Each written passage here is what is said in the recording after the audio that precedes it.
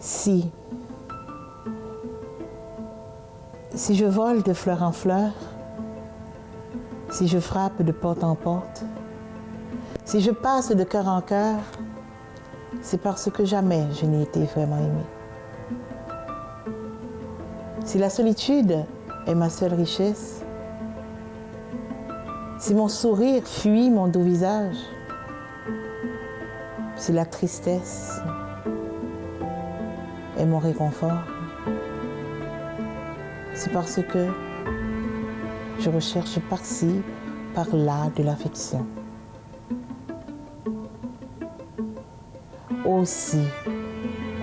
Aussi seulement ceci était, celui-ci serait toujours assis à mon cœur. Aussi. Bonjour, alors bienvenue à nouveau à votre émission Mosaïque, votre émission culturelle assez sur la télévision, qui vous parvient de la maison Félix Leclerc. Aujourd'hui, on accueille avec grand plaisir Nathalie Irmaine Rousseau. Nathalie Irmaine qui a un titre qu'il me faut consulter parce qu'il est un petit peu long. Alors, consultante en relations interethniques et immigration et spécialiste de la diversité culturelle, en plus d'être, parce que comme on reçoit plutôt des créateurs, on te reçoit peut-être un peu plus en tant que poète, auteur, parce que là, autrice aujourd'hui. Autrice. Moi, je sais, le terme est difficile à intégrer. On a encore de la difficulté parce que c'est un peu inusité pour nous. Là. Mais enfin, bon, je pense qu'il va falloir quand même l'adopter, puisqu'il a été adopté par l'Académie, je crois. Alors, comme j'ai le plaisir, mais l'habitude, mais que je trouve justifiée et intéressante, de parler un petit peu du passé, d'où on vient. D'inviter mes invités. En fait, toujours est-il donc, j'aimerais ça... Toi, tu es originaire d'Haïti. Puis, j'aimerais ça que tu nous parles de ton parcours comme auteur. Qu'est-ce qui t'a amené vers la littérature?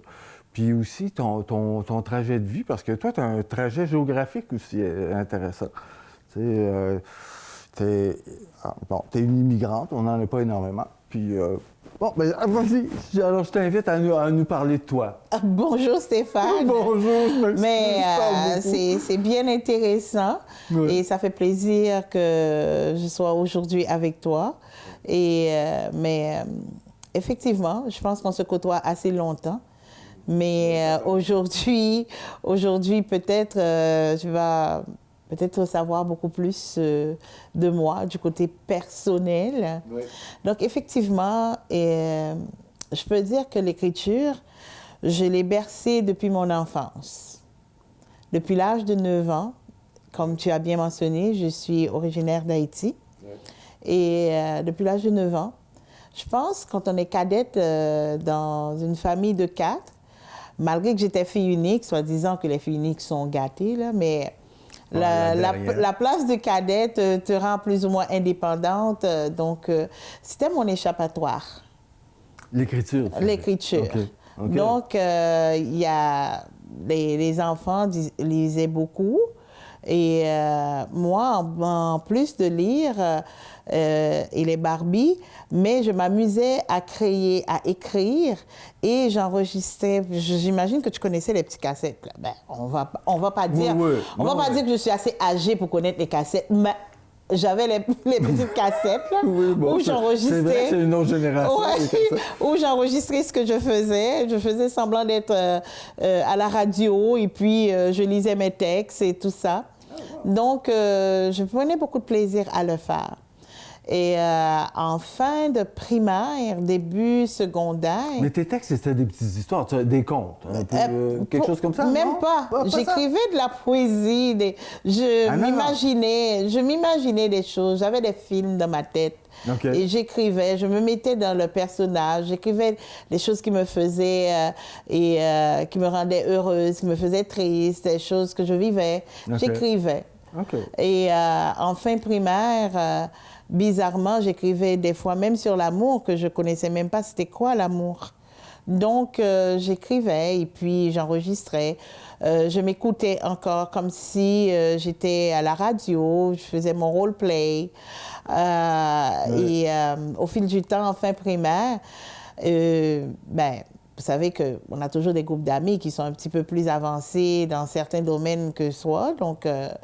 Donc, j'avais des amis, début secondaire, fin primaire, qui avaient des chums en cachette et quoi, mais qui voulaient écrire pour leur chum.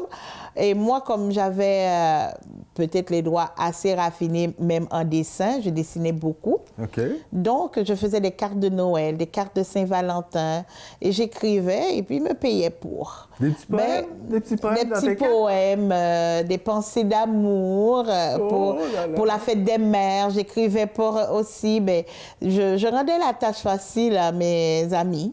Et ils me payaient. C'est pas que j'étais dans le besoin d'argent, mais je me sentais comme un peu entrepreneur depuis. Et puis, Dieu, à 9 ans? À 9-10 ans, et puis ça a continué. Là. OK. Et je me rappelle, même à la faculté de droit également, quand j'ai terminé, je pense qu'il y avait... Haïti, faculté de droit oui. En Haïti. Mm-hmm. OK, d'accord. Donc c'est l'université, là? Oui. Okay. Et puis, après, il y avait vraiment comme un spectacle d'entrée pour les Bleus, qu'on les appelle, là, les nouveaux. Et là, j'ai participé. Mais c'était vraiment quelque chose que je ne donnais pas autant d'importance pour extérioriser. OK. OK? Pour extérioriser tes propres sentiments. Et mes propres sentiments, et avec d'autres, de partager mes écrits avec d'autres.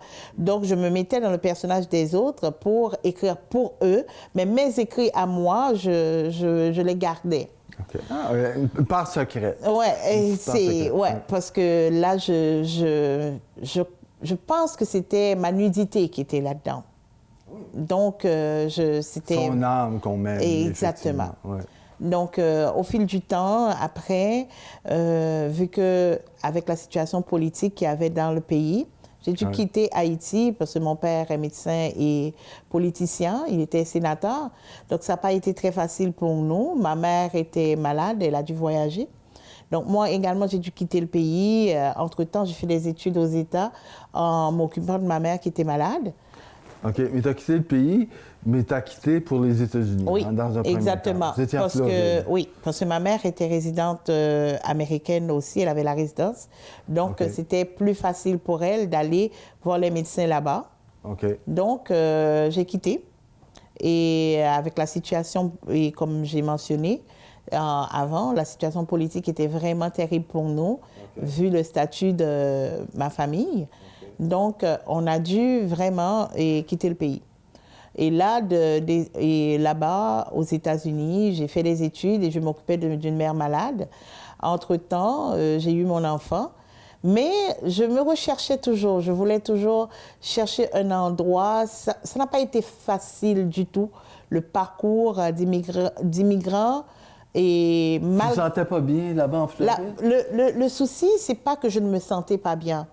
C'est qu'il y a une différence quand tu pars pour faire des vacances, parce que je voyageais dès mon jeune âge, et quand tu vas pour habiter et embrasser toute une responsabilité de s'occuper d'une mère malade et étudier, et tu es jeune. Ce n'est pas des choix qu'on a faits volontairement. Donc, c'était vraiment lourd. OK. Donc vous êtes poussé par les circonstances à s'adapter à des situations parfois difficiles. Vous étiez où exactement en Floride? J'étais au sud du Floride, et en Floride, j'étais à Pembroke Pines. OK. Mais mes soirées poétiques étaient vraiment à Miami. Ah, OK. C'est pas très loin, physiquement? Non, pas c'est à peu près comme Rigaud et Saint-Laurent. Oui, Saint-Laurent. Oui. OK. Oui, environ. OK. En banlieue de Miami. Oui. OK. Et j'habite toujours en banlieue, n'importe où je suis. Là, donc c'est un défaut. C'est une marque de fabrique, là. Donc, bref, ainsi pour continuer l'histoire. Oui, continuez. Donc, vous donniez des soirées de poésie. J'avais besoin encore ce besoin qui m'avait animé dans mon jeune âge s'est fait ressentir encore. Donc, j'avais besoin d'écrire pour comme échappatoire. J'avais besoin d'enlever la pression, d'enlever la pression. Effectivement. Et puis là, il y avait des soirées et cabarets au resto, dans les restos. Et j'entendais les publicités à la radio, mais j'étais vraiment mal pris. Je ne pouvais pas y aller. Donc, ça me tourmentait. J'écrivais. J'empilais mes textes là, mais jamais je les partageais avec personne. Et jusqu'à ce que j'ai eu une relève, mon père était rentré pour nous voir. Et finalement, je l'ai laissé dans la maison et puis... Avec ta maman, tu as dit là, tu t'en occupes. Là, je suis partie. Et c'est là que ça a démarré. J'ai commencé à partager mes écrits avec les autres. J'ai été à cette soirée-là et puis on m'a poussée. Ou la situation t'a poussé. La situation m'a poussée à répondre à quelqu'un qui avait fait un texte sur les femmes et que je voulais vraiment contredire son texte. Et puis là, j'ai fait un texte spontané. Et puis là, on m'a découvert en Floride et ils ne m'ont plus lâché. Et depuis, j'anime des soirées dans les restos, des émissions de télé, à la radio.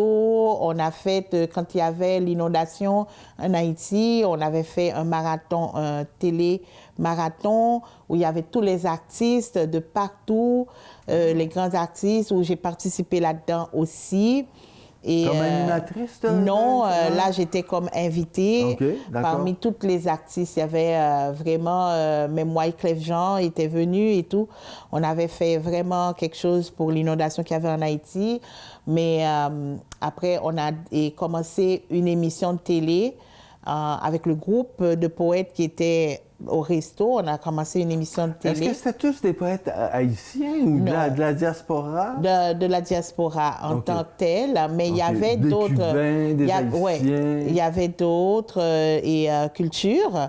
Et tout le monde essayait de partager. Il y avait des auteurs, il y avait des profs, C'était vraiment quelque chose de beau.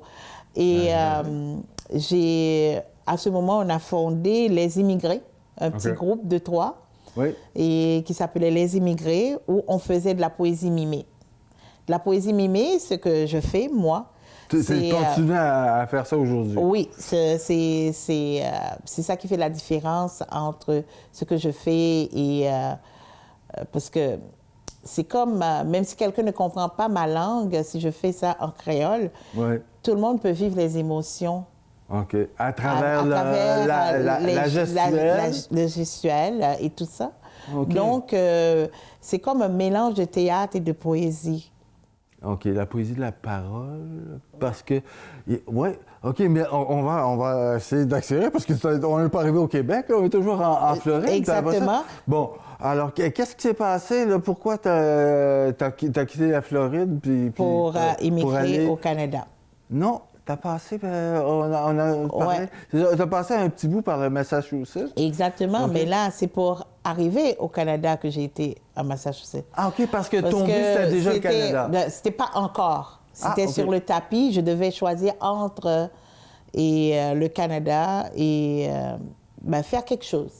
Parce qu'entre-temps, en 2005, ma mère meurt. Et là, après que j'ai enterré ma mère, j'ai eu mon fils en 2003 dans le parcours. Donc, ça a été pas mal, comme on dit là, beaucoup de hauts et de bas. Ça peut être et assez difficile, mais après la mort de ma mère, je devais prendre une décision. J'avais mon frère qui vivait déjà ici. Avec sa famille. Et tout le monde me disait que j'avais tout sacrifié pour vraiment m'occuper de ma mère. Là, je dois vraiment penser à mon fils et tout ça. Mais je ne me sentais pas comme aller recommencer quelque part. Donc, venir au Canada, c'était... Ça paraissait comme beaucoup, un gros changement. Ça paraissait beaucoup. C'est comme recommencer et à zéro. Et puis... Là, entre-temps, pendant que j'ai eu le booster pour me dire de venir au Canada, écoute, tu dois penser à ton enfant. Parce que ton frère était déjà installé ici, c'est ça? Oui. Dans la région de Vaudreuil-Soulanges, c'est ça? OK. Oui. Puis alors, bon, tu t'es ramassé au Massachusetts. Pourquoi? Parce que moi, je ne voulais pas. Je ne voulais pas. Je voulais pas encore prendre une décision en fonction des recommandations de quelqu'un. Je voulais faire le choix moi-même. OK. Donc là, expérimenter. Et puis là, j'ai dit, ben là, peut-être que c'est la Floride que je dois quitter. Donc, je vais essayer. Donc, j'ai été au Massachusetts parce que c'était plus calme et quoi. Près de Boston? Oui, mais moi, comme j'ai dit, je vais toujours en banlieue. Donc, j'étais à Dedham. Et puis Norwood. Donc là, maintenant, et mon fils était à l'école et tout ça, mais je travaillais beaucoup. J'avais perdu la poésie d'un côté parce que je travaillais beaucoup. Je déposais mon fils et la gardienne et quoi. Mais finalement, toujours dans le cadre pour me rechercher, je me suis fait inviter dans une radio aussi pour faire une émission de poésie. Donc, j'ai accepté volontairement.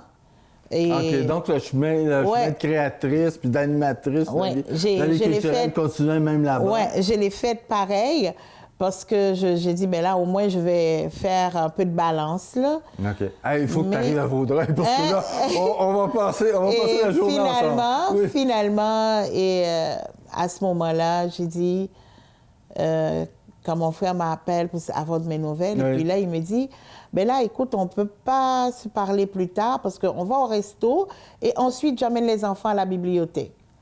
Là, ça m'a donné vraiment quelque chose à réfléchir. C'est le mot bibliothèque?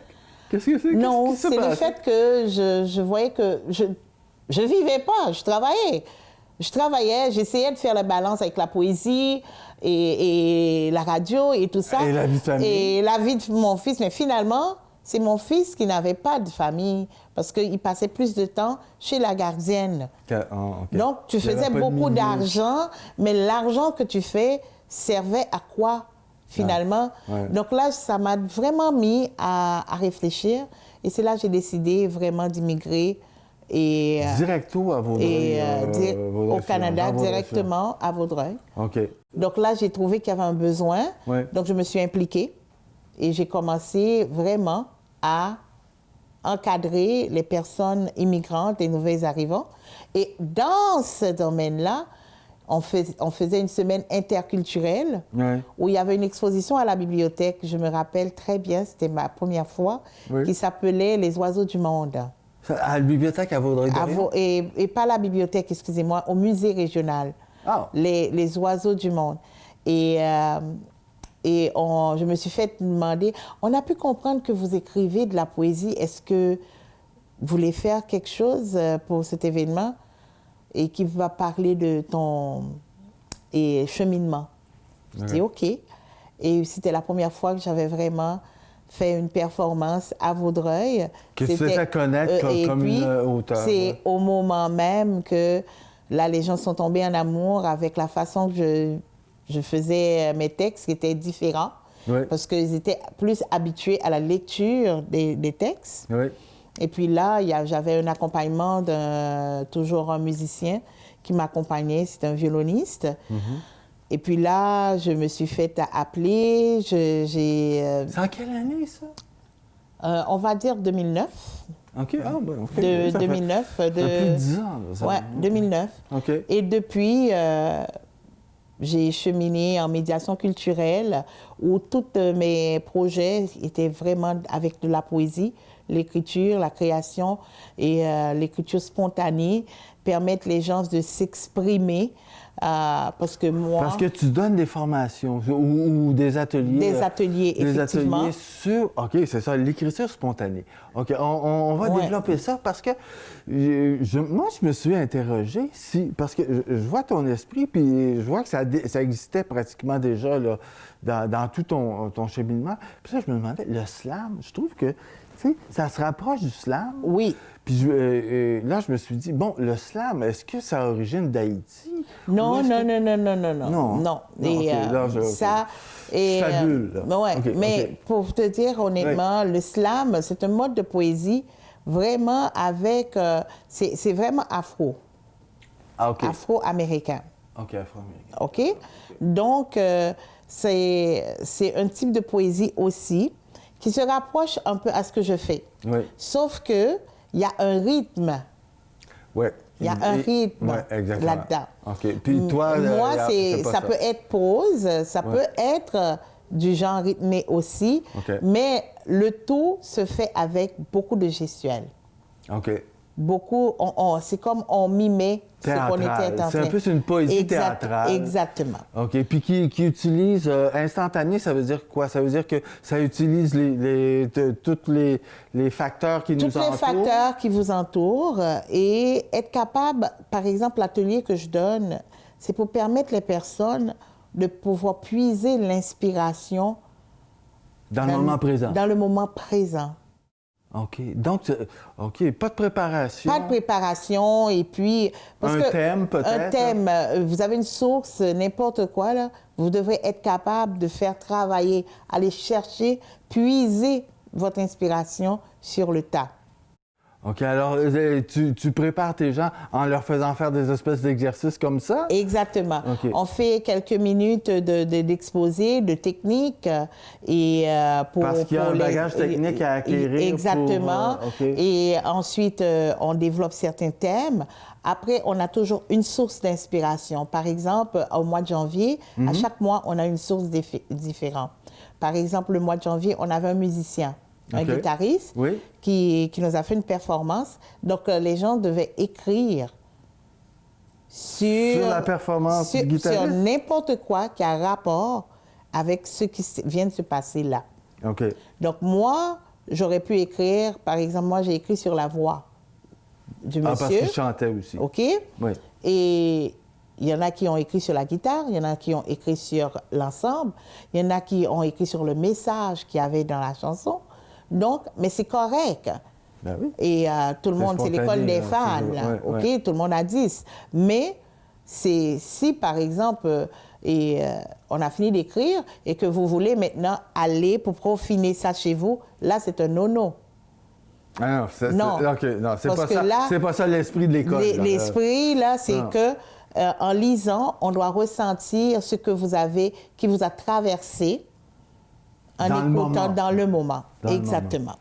OK, c'est vraiment incarné dans l'instant présent. Pas de raffinement artistique, là, mais c'est plus la connexion avec l'émotion. L'émotion, exactement. On se comprend puisque vous êtes peintre. Ah ouais. Hein? Oui. Ben, donc, c'est important l'art visuel, c'est ça, exactement. Mais ensuite, à la fin du projet, disons, on a 5 ateliers. Et le mois de juin, comme habituellement en été, j'organise les beaux dimanches du Café XO. Donc, le premier dimanche, on va faire un dévoilement d'un recueil. Parce que tout ce que les gens auront créé, on va faire un recueil pour leur permettre de se relire après. Ah, OK. Mais le côté instantané se perd un peu, mais on garde quand même une certaine qualité non, ça ne se perd pas. Ça ne se perd pas parce que l'œuvre réelle sera transcrite. Donc, ils vont le garder. Au contraire, ils vont l'immortaliser. Oui, mais OK. Parce que moi, je voyais juste dans l'instant présent que toute la qualité de la chose était dans l'instant présent. Oui, et on l'immortalise en le mettant dans un recueil. OK. Mais donc, ça veut dire que la personne pourra lire ce qui a traversé dans le moment. OK. Donc, ça fait un témoignage d'une expérience. Exactement. Et bizarrement, c'est pas mal difficile pour certains, hein? Donc, c'est ce travail-là qu'on fait. Ça veut dire que tu peux aller chercher de l'inspiration dans tout ce que tu veux, dans n'importe quelle source. Oui. Mais ça n'exclut pas quand même de peaufiner par la suite, pour certains. Mais c'est juste qu'il y en a qui ne se sentent pas du tout à l'aise. Il y en a qui ne sont pas à l'aise du tout. Mais ça prend peut-être un certain bagage dans sa vie d'expérimentation. Spontané. Oui, ça c'est le but. On essaie de permettre. Pour moi, je pense que tout le monde a droit à s'exprimer. Oui. OK? Oui. Donc, parce qu'on s'entend que la littérature ou la poésie même en tant que telle était considérée et il fut un temps vraiment très sélect. Oui. un groupe très sélect. Il y a une ouverture qui se fait de plus en plus. Oui. Et là, je pense que ça permet à n'importe monsieur et madame tout le monde de s'exprimer. On a tous des émotions. Oui. De les mettre sur papier, de le partager. Je pense que moi, c'est ce travail que j'essaie de démystifier les préjugés qu'il y avait. On s'entend, si quelqu'un est dyslexie ou si quelqu'un est autiste, la personne peut tout à fait avoir des émotions et écrire aussi. Hein. Dans ton école, est-ce qu'il y a un aspect interculturel ou multiethnique ou c'est pas relié la part, toi qui s'intéresse à ce monde-là puis qui est lié à toute cette problématique-là, puis ta création? Mais pour te dire honnêtement, premièrement, c'est pas vraiment une école, c'est des ateliers que je donne des fois. Okay. Mais pour te dire, moi, ma passion, c'est la diversité culturelle. Oui.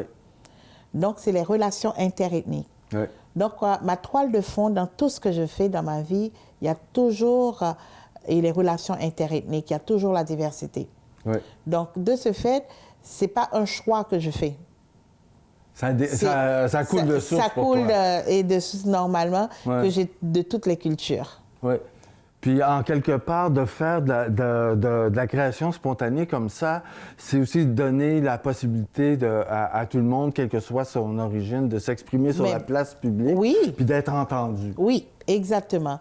Et par exemple, je veux dire, j'ai un anglophone là qui veut vraiment pratiquer son français qui est dans le groupe. C'est un bon contrat. Je suis obligée de tout traduire pour lui et lui, il veut écrire en français. Mais est-ce que je vais dire à cette personne, non, c'est l'atelier, vous ne pouvez pas le suivre? Non, je ne peux pas. Ouais. Je ne peux pas, parce que déjà, la personne a le désir d'écrire en français. Ouais. On est au Québec, on doit l'aider. C'est bien. Donc, c'est merveilleux, mais c'est cette ouverture-là, puis il va faire son chemin, puis il va apprendre à travers l'expérience. Et pour te dire honnêtement, la diversité pour moi, c'est une richesse, et c'est mon slogan. Ouais. Donc, ça veut dire que l'écriture, c'est le moyen le plus certain que quelqu'un puisse avoir pour permettre de partager, de se faire connaître. L'expression. L'expression. C'est un des moyens les plus simples et les plus directs. Oui. Ah, Nathalie Herman, c'était une merveilleuse rencontre. On est déjà au terme de notre échange. Mesdames et messieurs, comme vous voyez, c'est une autre merveilleuse rencontre avec une créatrice et une femme impliquée dans sa communauté puis qui apporte une richesse à tout son bagage. Alors, merci beaucoup, Nathalie Herman, d'avoir partagé tout ça avec nous. Puis je vous invite, mesdames et messieurs, à nous retrouver pour une autre belle rencontre, donc la semaine prochaine, à votre émission culturelle Mosaïque, assez sur la télévision. Alors, bienvenue et à très bientôt. Merci, Stéphane.